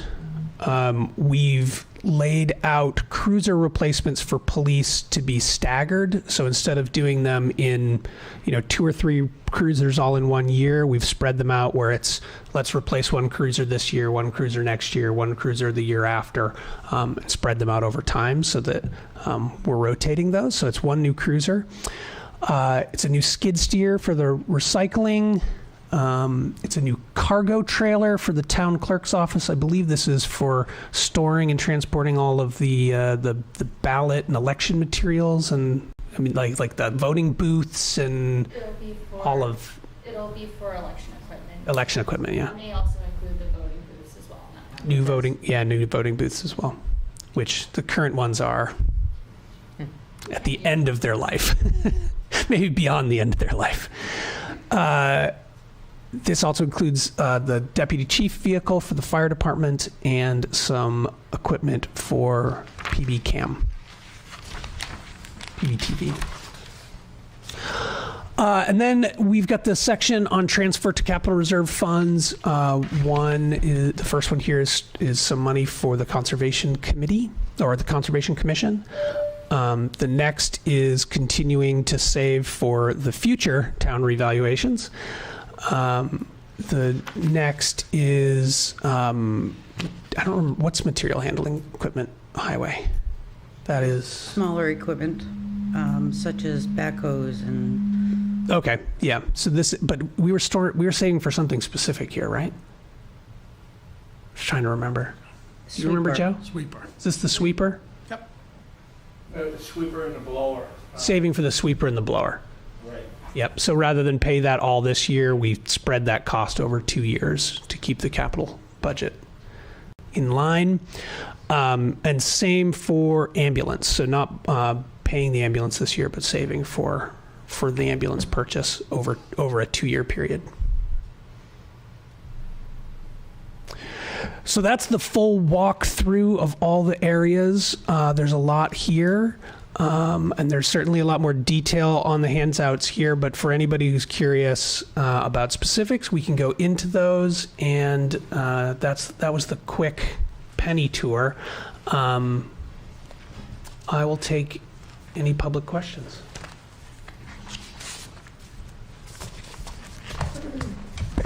Grace. I just, not to sound a little defensive, but for the solar project, I just want to remind everybody that we have gotten a CDFA quote for 3%, and I know that the 20 cents per thousand increase because of the solar project, and I know this is just for this budget, 23-24, was to pay the principal and interest for the first year, which was estimated to be $100,000. But based on my calculations, the best case scenario would be more like half that at 46, actually less than half that. So I don't know if that changes, but that would be with the CDFA loan. I think we need to look around and see what some of our local establishments are doing as well, as we have applied with the New Hampshire Municipal Bond Bank, but I think it's a series of reevaluating all of that when the time comes. And I know it was scheduled for a 20-year payment, but I think in the case of how much we're going to receive in grant and being able to receive the revenue from the New Hampshire Electric Co-op, I would suggest going at most a 10-year for this project.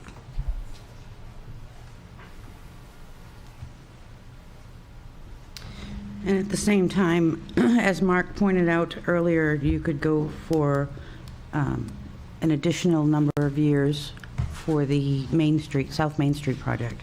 Instead of, again, that was just an estimate at 10 years.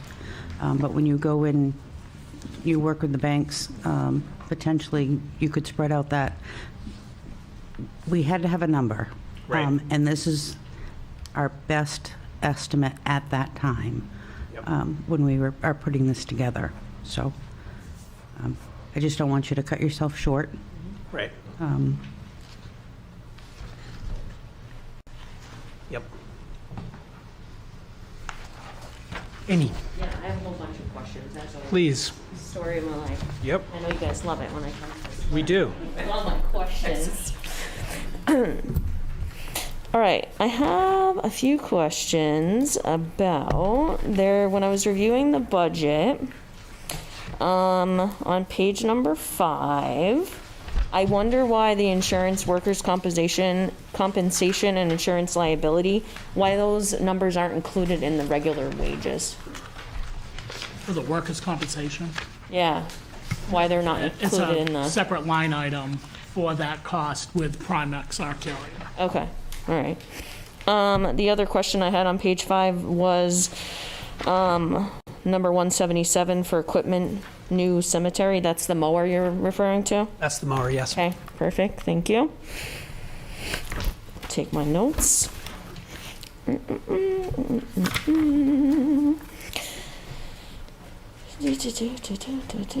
I had another question on page number 8 and 9. We break down the vehicle maintenance and repair for the ambulance, and then there's equipment maintenance and repair for the ambulance. 2 different line items. I just wondered why that was. Kevin?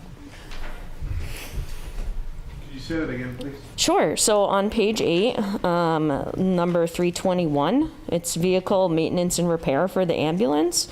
And then on page number 9, number 324, there's a separate line item for equipment maintenance and repair for the ambulance. So I just wondered what the difference between the two was. Or why there was 2 separate line items. You're talking line 321, Amy, is that? Yeah, yep. So 321 321 and 324, they seem to be the same. If I had to guess, Yeah. the equipment maintenance is probably defibrillators, power lifts. Yeah, one's for apparatus, if you will, and Okay. all that. And Yeah. the other's for our specific equipment, like Zach was saying, AED, stretchers, a lot of our stuff is mechanically inclined and has to be certified to medical spec. So that's a whole nother maintenance budget for that, and we have to pay actually subscription fees to have those constantly maintained and weight tested, et cetera. Okay. 321 is the vehicle, and 324 is the equipment. Yep. Okay, perfect. That's why it's very confusing. Yeah. That's the basic of it. Okay, that's perfect. Thank you so much.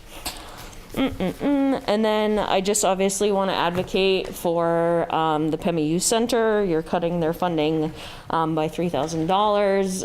Parks and Rec specifically asked PYC to change their licensing so that they would no longer have to take 9-year-old students. So we did change our licensing to accommodate a town-specific request.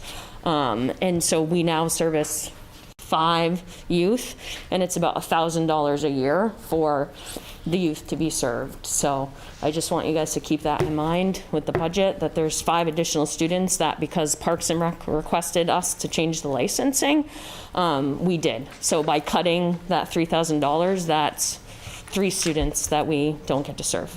So just on a note on that.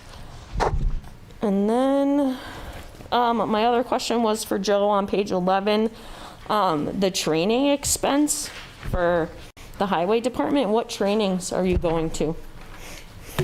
So I have a brand new crew with the exception of myself. And so courses coming up like the grader classes and backhoe classes. And then even my foreman, even though he comes highly recommended and has education and stuff for him and myself as well. And so there's a lot going on there. Okay. And that does include a miscellaneous HR trainings and supervisory training as well for both Joe and Steve, the supervisor. But as Joe said, we do have a completely new highway department, and we want to make sure that they're working effectively and efficiently, and the way we can assure that is through the training opportunities. Perfect, thank you. And then on page 14, the general assistance other vendor. Can you specify what that's for? Which line number is that? 562. That is utilized for paying for anyone who may need services or assistance.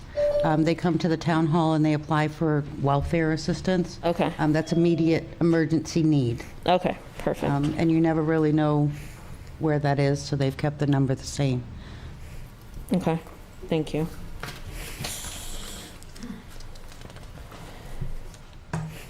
And I think, my other question was, I know that Russell Street is on the capital improvement plan, but isn't that one of the streets that we're going to be utilizing the new bond for to do the project, the South Main Street?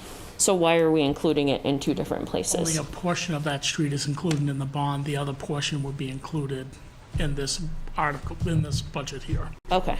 All right, perfect. Thank you. Those are all my questions. Thank you. I appreciate you guys. Thank you. And so the Russell Street, the part that's in the bond would be Pleasant South.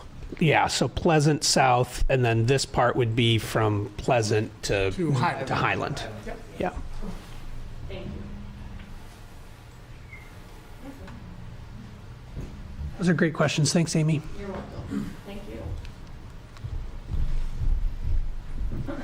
My name is Claire, and I am the director of the Pemmy Youth Center. I just want to piggyback off what Amy said, that although we just have 5 youth that have joined us, and we said $3,000, it's $1,000 per youth. Every day we get calls about youth wanting to join in, and I walk down Main Street when I walk on anywhere, being the new director, and I get, oh my gosh, you run the Pemmy Youth Center. Oh my gosh, that's a phenomenal organization. And every single day I get to go in and serve our youth at the youth center and get to do a great thing for every single one of them. And every single bit of money goes towards making Plymouth a better place. And every single youth that we serve is another youth that is off the streets, and we're able to empower them to be like the best they're able to do. And that $3,000 that is being taken away from us is $3,000 less that we're able to help our youth and to help them off the streets. And that's $3,000 that could be going to us to help keep our youth off the streets of doing anything like illegal, or $3,000 that can go towards us instead of it sort of being used towards youth that are getting in trouble or anything like that. So, yeah. Thank you.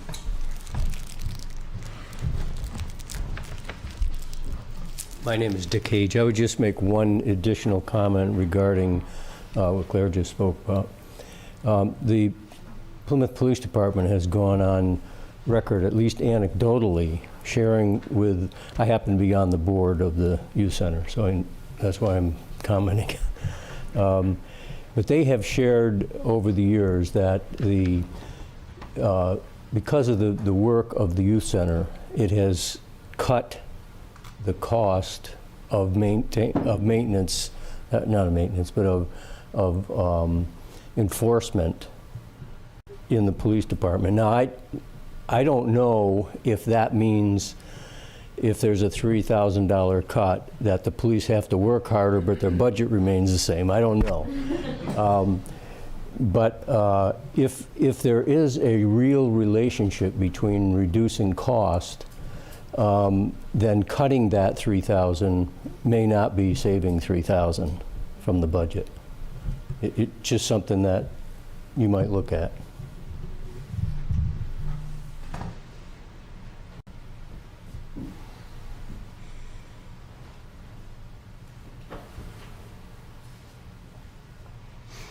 Any other general comments?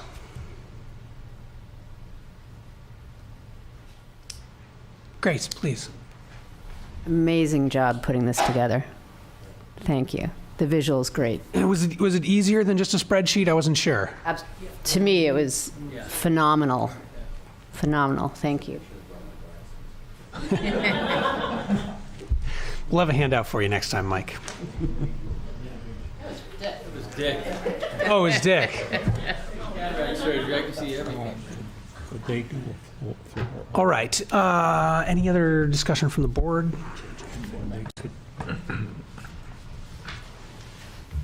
All right. Well, we'll close the budget hearing at 6:29.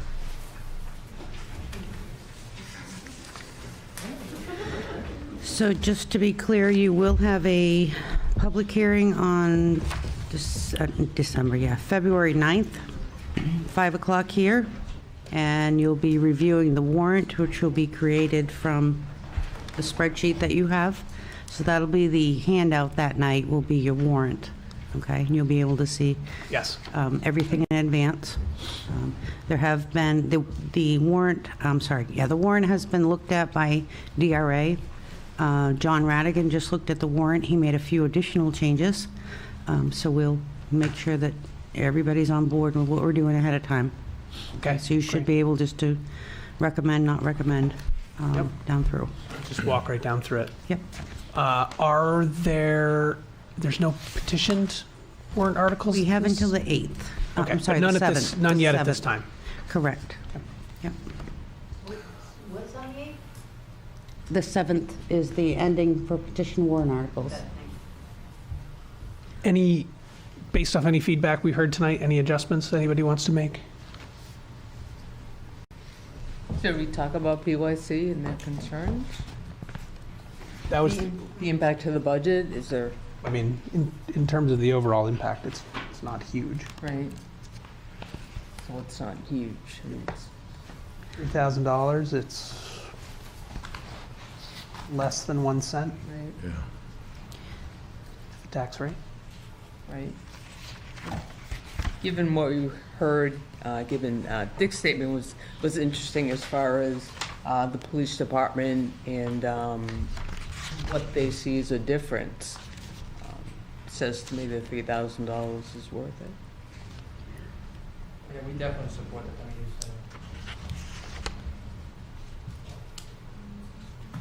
Would you consider taking comment from the nonprofit organization, our committee?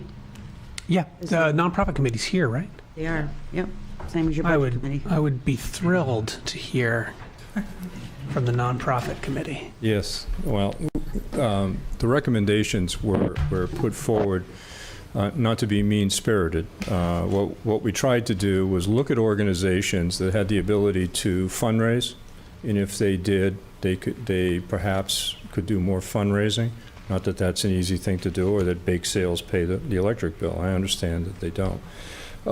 We also looked at, and I guess a question, I know in the past, not recently, that some of the kids that go there are from other communities.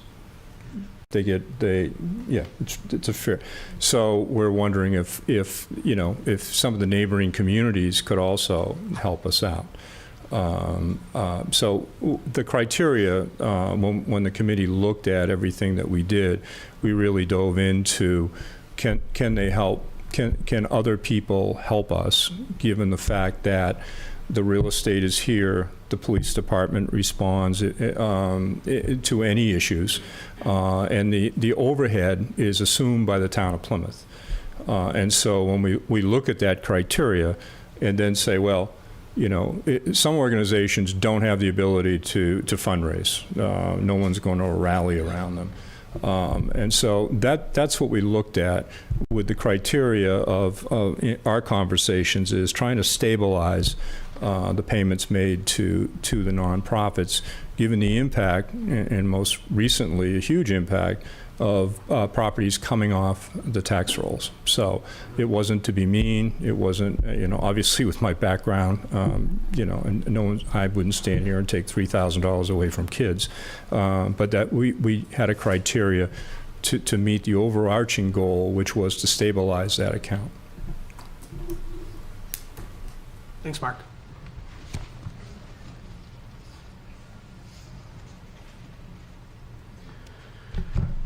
So is it normal to have, or what's the usual amount of kids that we see an increase of? You said 5 right now? So, since we take 9-year-olds, started taking 9-year-olds, we had 5 9-year-olds right off the start join us.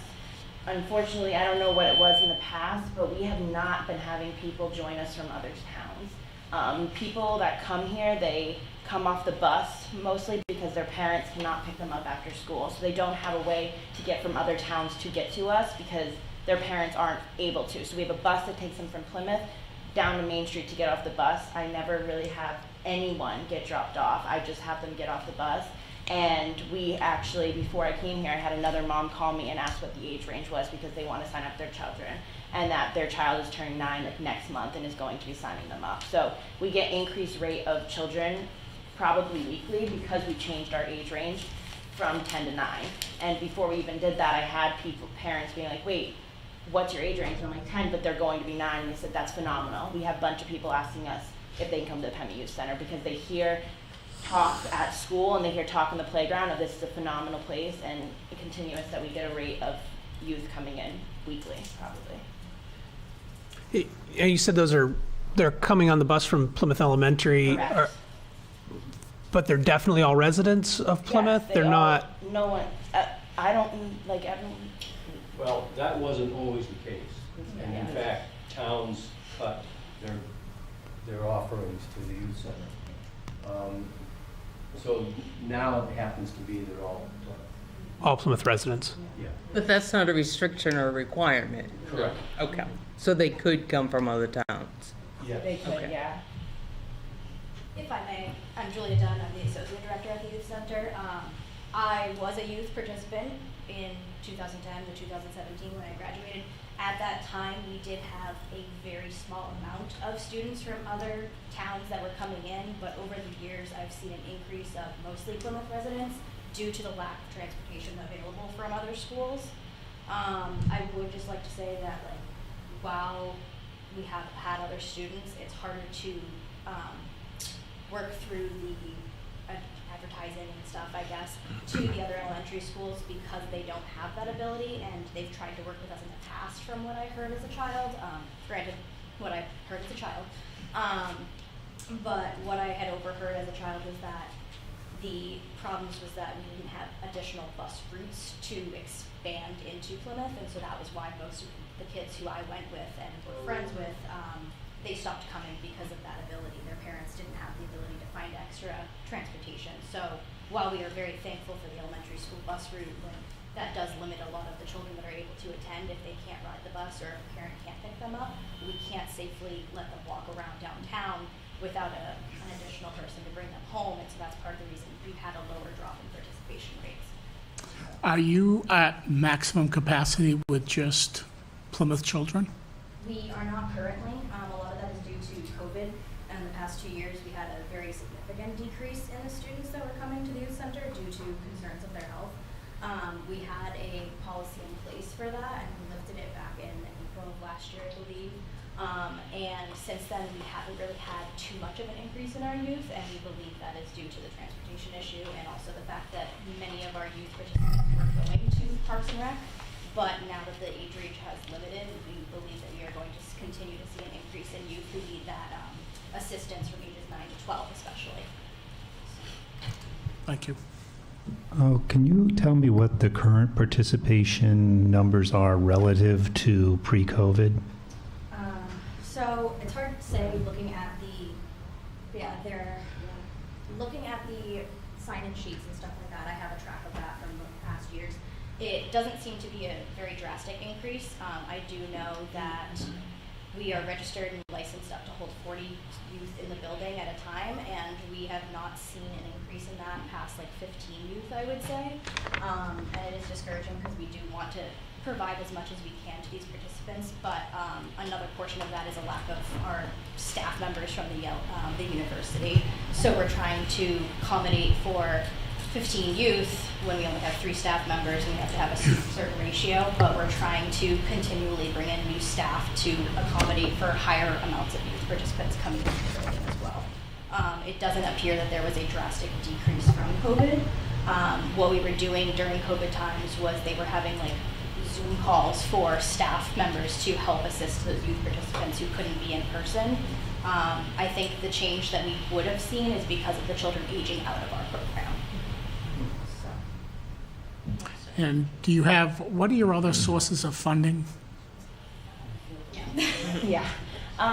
So as a director, I do apply for grants every single year during our grant season, but this is a big part of our funding, and a lot of grants are hard to come by nowadays. They are cutting the funding down from a lot. So a grant that I'm just like this, I might have gotten for like $15,000 last year, I'm getting for like $6,000, $7,000 this year because they're cutting them. It's not just you guys, it's a bunch of grants. So that's where our money comes from. And like he said, fundraising, that is I will give him to him, fundraising, amazing. A 2-person team of a director and associate director with a bunch of other things that we have going for, I don't exactly have the time to sit down and plan a funding that might make $3,000. That just is not plausible because You're focused on the youth. What? Because you're focused on the youth. Thank you. That's right. And it's also really hard because me sitting up at a table to get fundraising and explaining what we do, great. Having a youth be there, totally different story. I think that, and it would make more money to have a youth there, but we can't do that because they're focused on their education and we're focused on empowering them and working with them. And during that time period, it isn't a great time period for us to go out and do fundraising when they're at our building. Thank you. And it's no cost to the parents. That's the other thing, is that there's no fee for a parent to have their child participate in PYC. So it's strictly a donation-run organization, period. So it's important. It's important work. Marianne, did you want to say something? No, I'd just like to make a motion if that's appropriate to increase the PYC funding by $3,000. I'll second. Any discussion?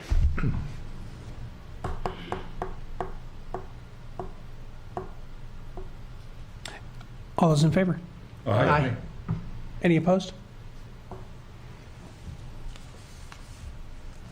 Everybody, 5? We did, yes. Thank you. We really appreciate it, and so do our youth. Okay, well, that is all of our hearings completed. Back to Tom Morrison. guess back to Tom. We do have a purchase order with regards to the facility assessments. Yes. So we have in front of us tonight a purchase order for architectural and engineering services for facility assessments of the Plymouth Fire Department buildings and the Plymouth Police Department as well. We've discussed this in previous select board meetings, and it is for a total of $24,680. $20,000 of that comes out of the CIP, and the additional is split between the fire department and the police department at equal amounts of $2,340. So I do have that here for the board to sign off on as well.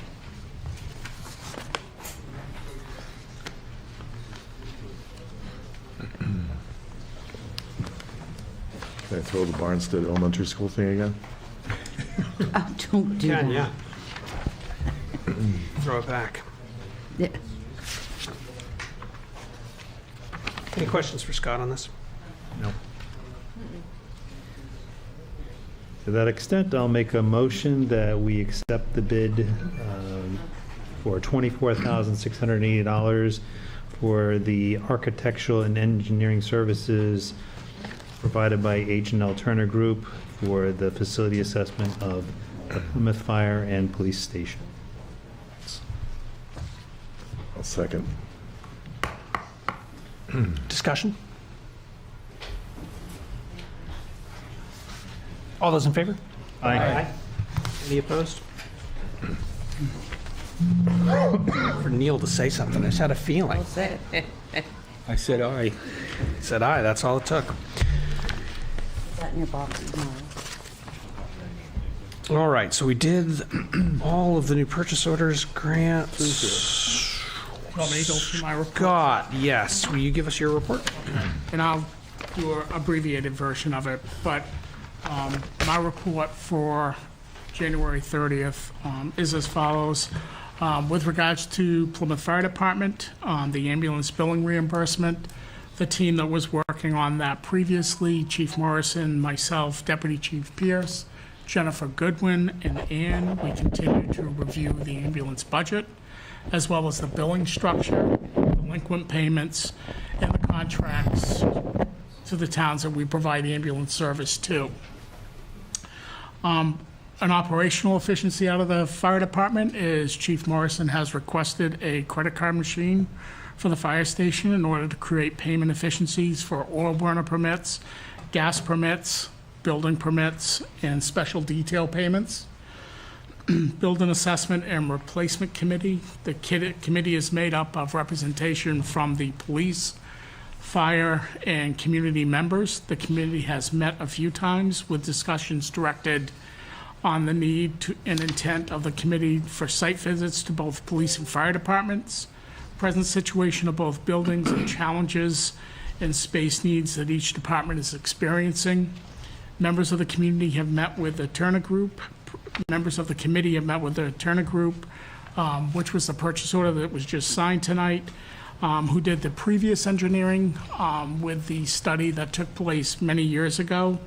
The board has approved that. Our next step is to get the committee's information on the website, the town website, so that it's completely transparent and what the meetings of the committee have included, as well as a description of what the committee's actions are and intents are moving forward. We did have correspondence from Cindy Warmington, Executive Council District 2. Received an email from her, as well as I responded back to her with regards to our concern on Tenny Mountain Highway, as well as our EMS revenue. She will be joining us on February 27th in person to meet with us at our board meeting that night. Plymouth State University update. I met with Marlon on January 24th. Lisa will be in touch with Marlon with regards to the Plymouth Recreation using the pool at the field house. There is some discussion that needs to take place on scheduling. Merrill Place equipment, radio antennas, and repeaters. I'm working with Alex on that with regards to establishing an MOU with the university. And then we will be meeting within the next month on the university police on-call shift information. And the good news is our cluster project that we spoke about on economic development was approved by the university cabinet and will kick off hopefully sometime in February with an initial meeting here with the board on what the scope of that cluster project will be. Also had the opportunity to meet with Jessica Dutow from the Office of Community Impact at Plymouth State University. Myself and Robert met with her last week to identify areas of community, with regards to partnering with the town of Plymouth in identifying areas of community that their students could volunteer to help beautify. We did make some recommendations. Robert had some great ideas on projects that are moving forward, and they would like to plan community cleanups again for this spring. Robert gave them an idea with regards to the Heritage Trail, with regards to the Rotary, with regards to the state skateboard park. So they'll be coming back to us with what they would like to do in that effort. On Wednesday, January 25th, Ann, myself, and Joe met with representation from Homeland Security, Emergency Management, and FEMA with regards to the storm that took place in December with the damage to the roads and the culverts that occurred in Plymouth. We will be completing a series of forms and get those submitted as New Hampshire is looking for a declaration, and specifically for Grafton County to help us fund those repairs that have been completed. Planning and development, Housing Opportunity Project is kicked off and going well. The committee has been very active, meeting weekly and reviewing firms to work as a consultant on the project. The consultant was chosen based on interviews with the committee, was Barrett Planning Group LLC, located in Hingham, Massachusetts. We did review the contract with Attorney Radigan. The contract has been signed and executed, and the committee has started to proceed. The Barrett Planning Group is obligated to complete the project by March 31st, 2024. Meetings. I've had the opportunity to meet with all of our department heads individually. It was very enlightening to learn more about the departments, budgets, staff, and operations. Each department has provided their strategic priorities for the next 3 to 6 months and we're working towards completion. Our next department head meeting will take place on February 1st, Wednesday, at Plymouth Elementary School, hosted by Lisa and Kelsey. At that meeting, we'll be discussing succession planning, operational efficiencies, budget review, and preparation for town meeting. Town of Bridgewater, with regards to Hunt Road Culvert, that is status quo. Lakes Region Mental Health, I had a meeting with Maggie Pritchard on January 25th. I toured their facility with regards to all 3 buildings that are up there. We had a great conversation on the benefits that the town can receive from Lakes Region Mental Health, as well as she's gone back to her executive committee to enter into a conversation with regards to a pilot agreement with the town of Plymouth. Spear Memorial Hospital, Chief Hutchins, Deputy Buffington, and I met with Michelle McEwen with regards to security at Spear and some of the issues they're having in fulfilling the security requirements. Chief Hutchins and Deputy Chief Buffington gave some great suggestions and ideas to help facilitate that process, and we will be having a follow-up meeting with Michelle on that topic. Operational efficiencies in the town hall. We've updated the answering machine, so every employee in town hall has voicemail now. You don't have to have a handwritten note handed to you.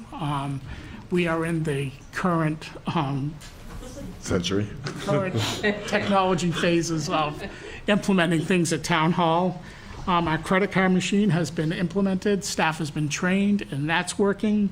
And cybersecurity training continues to move forward, which last week I was hacked with my town manager email address, and fortunately enough, our staff identified the weakness in the email that came out based on training that they had and didn't open the emails and didn't infect our system. So our computer consultant was very happy with that. Streetlights, I will tell you that tomorrow morning at 8 o'clock, Steve St. Pierre from the Highway Department will be accompanying Hutchins Electric, and all of our streetlights should be replaced in working order after tomorrow. That's great. Budget process, we know where we are today. Downtown drainage, we talked about that tonight. Highland Street project, we have a meeting on Thursday with Mike Vignali, as well as Joe and myself and Ann, to determine what Mike Vignali, the town's engineer, his role will be in this process, and then we can have an additional conversation with Horizons Engineering, who we met with a couple weeks ago. Tax report, I'm happy to say that 96% of the 2022 taxes have been paid as of January 18th, reported by Linda. And then just a couple of public notices. The town offices will be closed Monday, February 20th in observance of President's Day. And then our next meeting on the budget, February 9th, and our regular scheduled select board meetings on the 13th and 27th. I don't know if anybody got the notice from New Hampshire Electric Co-op, but they are predicting that electric bills trending lower in 2023. We can only hope for that. So, nice little bulletin that came out from Tiny bit of good news. from the New Hampshire Electric Co-op. And that concludes my report. Zach. Thank you. Thank you. Any mention of the It's nice. high-speed internet from the electric company? What's that? Any mention of the high-speed internet from the electric company? Anybody heard any Yes. updates on that? Actually, I'm sorry, Zach. I'm waiting. Thank you for pointing that out. It's on their website. I know. I have that here somewhere. I'm signed up for to be notified, but I haven't been notified. Same here. So I did meet with the representative from, thought I had that in here. From New Hampshire Broadband?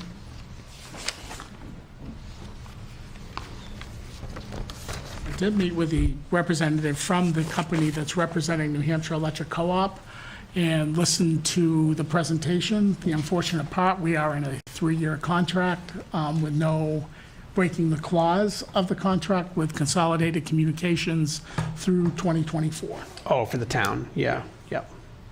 But I did meet, and the rates are very favorable for the town to move in that direction after. After, yeah, perfect. Yes.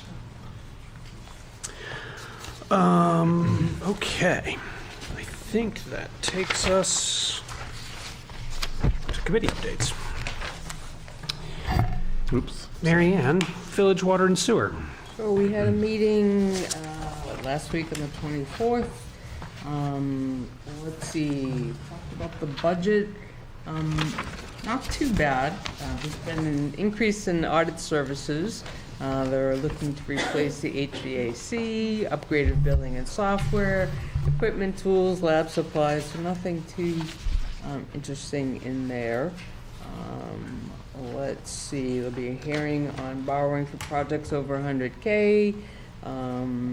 We talked about the Holderness well supply system as I think they're 90-something% as far as the engineering piece of it.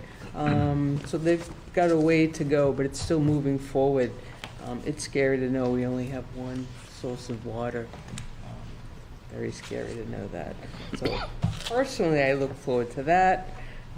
We've talked about the Main Street project.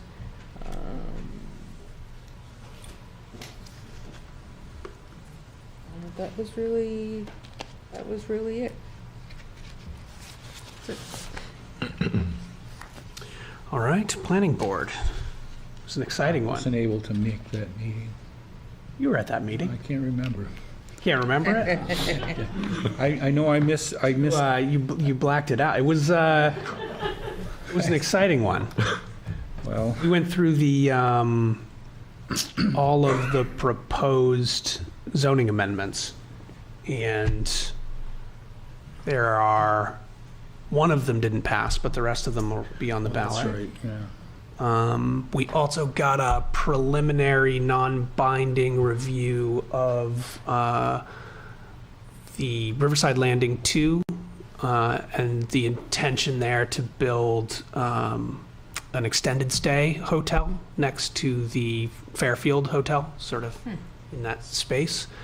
And then Tenny Mountain. Tenny Mountain. yeah, and the other one was Tenny Mountain, and their plans to build a new lodge up there, or I guess a major renovation of the existing lodge, which looks really nice. Looks like they're going to put a very nice restaurant into it with I don't know, just looks fancy and highly accessible and So it was lots just of a glass. presentation. It was a presentation of what their Okay. intentions are. Is that a 5-year plan or? I think he's looking to move a lot faster than that on that.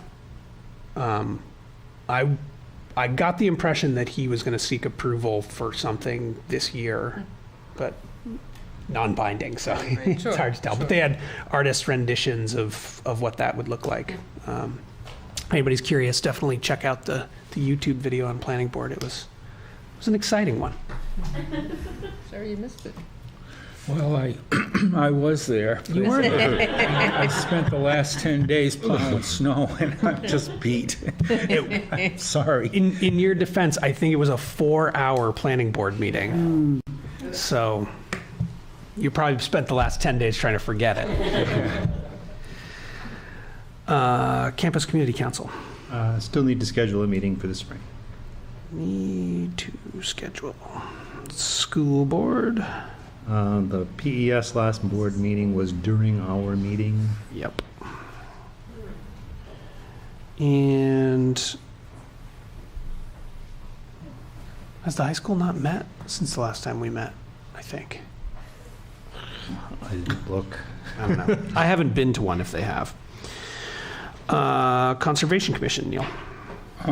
There wasn't a regular meeting because I don't think there were enough members. Meeting skipped.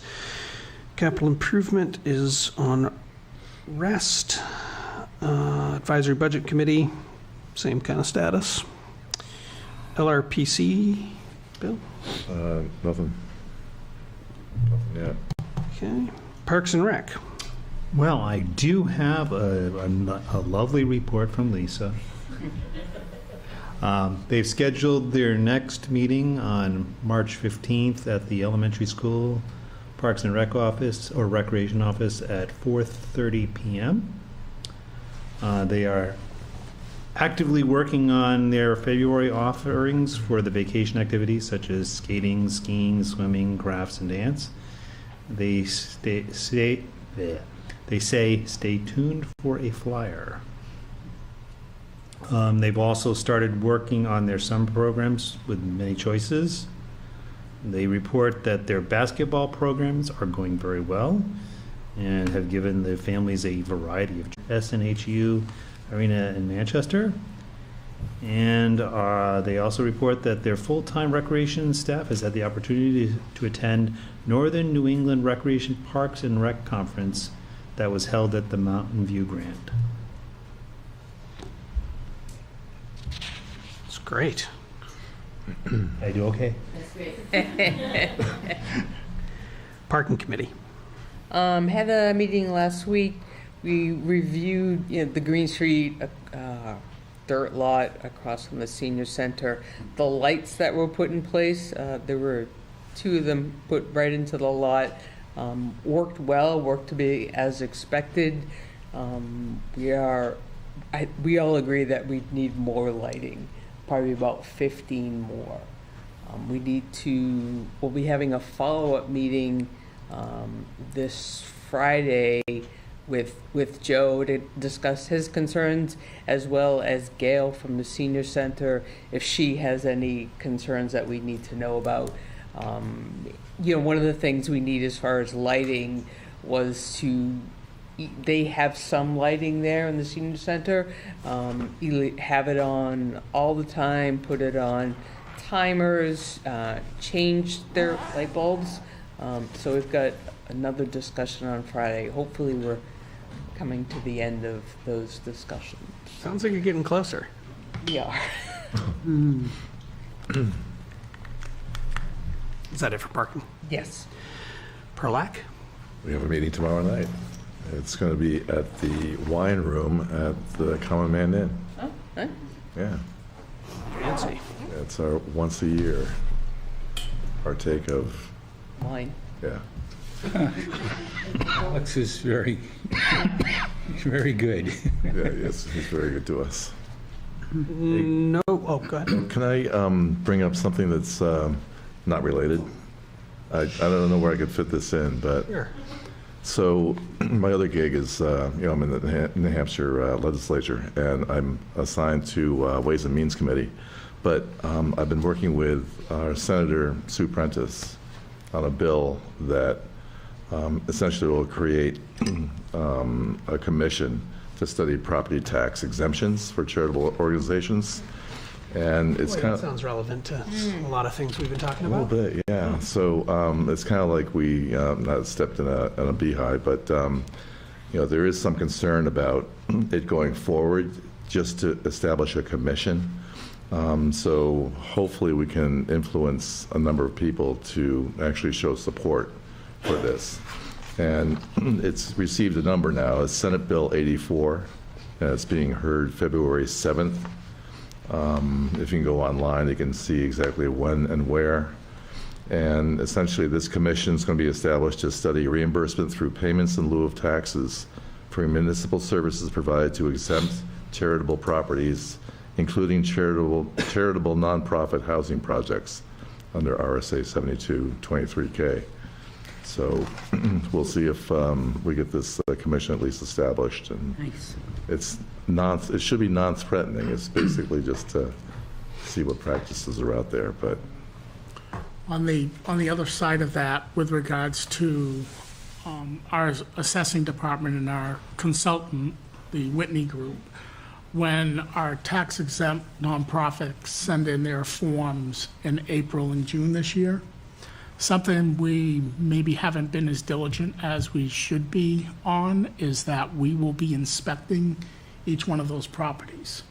We'll be inspecting to see if there's any taxable portion of that property. And as I've been out and about, I've identified 4 that actually have profit businesses within their buildings. So we'll be inspecting that and providing notice back to them with regards to the portions of those buildings that do have for-profit entities in them. Nice. very good.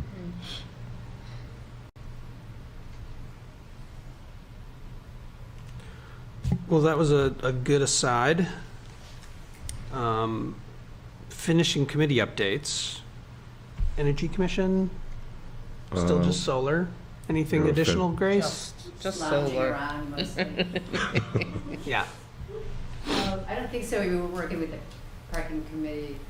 on lighting. Right. The light piece. And Yeah. Marion gave an update on that. Okay. Trying to think of what else. Oh, and we'll follow up on the contract for the municipal third-party supplier. I was emailing with Ann and Scott about that today. Should we give them an update? We received invoices from Constellation, our previous power company that we were being invoiced from, which everything should have switched over on execution of the contract with NextEra Energy on 1/1/2023. And apparently there was some miscommunication or lapse in that. So Ann has reached out to the co-op with regards to making sure our account has been switched over. And Grace, I think you're going to follow up with John from NextEra Energy to make sure that everything had been executed. I know our contract's been executed, but make sure it's been implemented and Constellation knows that we have switched over. Gotcha. Good. And last but not least, Chamber of Commerce. No meeting. No update. Look at that. Right. I do have anything else from the some board? documents for you to sign. I have a delegation of deposit authority. which Carol is asking that Jennifer Goodwin, administrative assistant at the fire department, can collect in that role. These deposits should be made on a weekly basis or daily whenever receipts total $1,500 or more. Carol is asking the board to sign and provide that designation not only to Jennifer Goodwin, but also to Kevin Pierce, Deputy Chief, based on the credit card machine being there, as well as the checks and cash they receive. So I have that for you to sign. Additionally, from Linda Buffington, David Chapman from Good Boy LLC. They had received an interest accrued to their account for not paying the taxes. So based on investigating this, their check was sent on November 21st, never received here at the town office, never has been received anyplace else. As soon as they identified that, they came in and wrote an additional check for that balance. And Linda is asking that we waive $33.75 interest that was accumulated on that account. I need a motion on that. Yes. I move that we waive the $33 and what is it? 75 cents. 75 cents. You need a motion on the delegation of deposit authority. I'll second. Any discussion? All those in favor? Aye. Any opposed? And the last thing I have, Zach, is a supplemental property tax warrant for 2022, the second billing, is that there was some miscommunications with regards to a transfer of property through a trustee. And what we need to do is to collect from the property that it should come from and abate and return the funds from the individual who was not responsible for that payment. And again, it is from our assessing department for that purpose of making sure we make one person whole and we collect the funds due to the town from this account. You should get a motion just on the abatement, please. I'll make a motion on the abatement as Scott stated. I'll second. All those in favor? Aye. Aye. I skipped discussion. Any opposed? Anything else? That's all I have, Zach. Thank you. Any other agenda items from the board? Last minute items? Public comments? We still have a public. I do want to say that the school board meeting for the public hearing for the budget is on February 9th at 7 o'clock at the elementary school. So if you'd like to attend the school board for the elementary school specifically, it's on the 9th of February, which is Monday at 7 p.m. in the cafeteria, and it's only in person. Is that the high school? No Zoom. February 9th or the 6th? That was the 6th. Or Yeah. It was the 6th, okay. Yeah, the 9th I was going to say, isn't that No, like a that's our Wednesday? next The one. 6th. 6th. Our next one's the Yes. 9th. 6. Not a problem. She made a mistake. It's the 6th. Okay. You did, okay. Yes. I just want to say thank you to everybody who participated tonight. Amy, it's very enlightening to have somebody come in and ask questions and have some concern with regards to where the budget is, even though we try to go through the process and apply our due diligence into making sure that we are operating effectively and efficiently.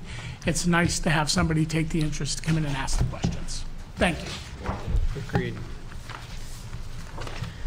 And do you have the purchase order for the Turner Group?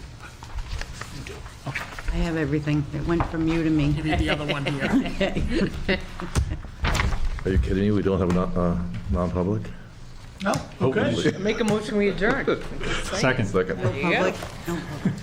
Thank you, guys. Any discussion? All those in favor? Aye. Aye. Listen in. We're all All right, good? who made the motion to adjourn? Yes.